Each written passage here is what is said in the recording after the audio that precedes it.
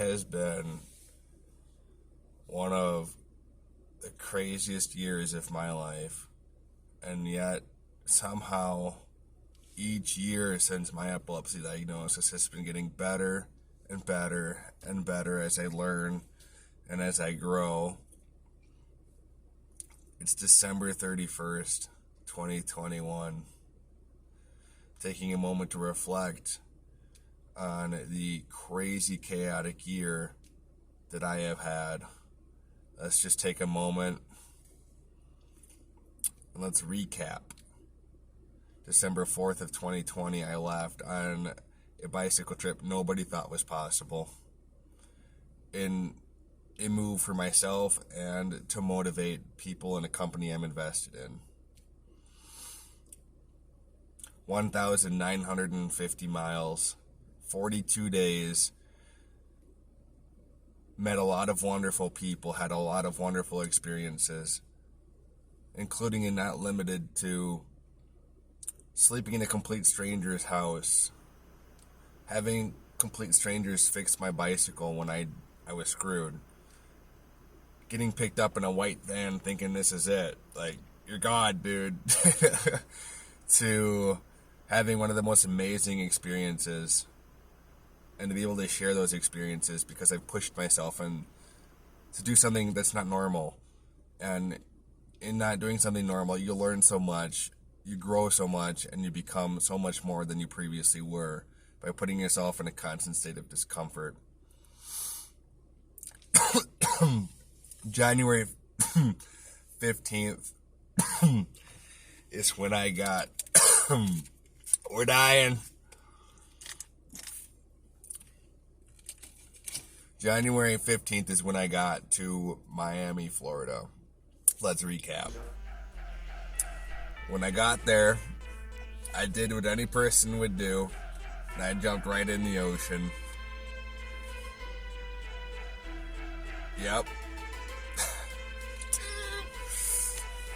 My dad's trucking buddy, Adam Colves, reached out and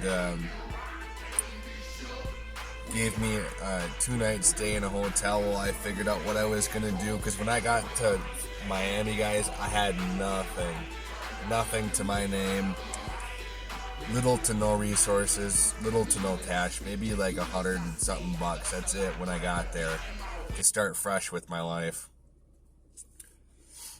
I found an Airbnb. I took the last stimulus check. I bought a moped. I did Uber Eats in Miami with absolutely nothing to my name.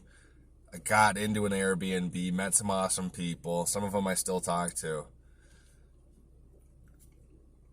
And I met this guy, and I helped him get a job in Miami when he had nothing. This guy's mom found out. She lives in an island in the Bahamas, something called Gaia or something like that. I never met this lady. And she contacted the Airbnb host and got my number. And then she reached out to me and says, hey, you help my son. And we just started talking about the situations that I was in, he was in. We were kind of in two baskets. And he takes off. And we don't know where he went. We don't know what's going on. And it turns out he was up in Tallahassee, Florida. And she's like, hey, go find my son. And I didn't have anything wrong with that scenario because I had just been kicked out of my Airbnb because I got punched in the face. And I told the guy I was going to call the cops if he punches me. And so I did. And because the Airbnb doesn't like cops, they kicked me out. And so off I went on my moped, 464 miles, Dumb and Dumber style, all the way to Tallahassee, from Miami to Naples, Naples all the way up to Tallahassee, 464 miles. I spent 23 days in Tallahassee homeless. And she's like, just go look at some places. Just go look. Because I went and I found her son.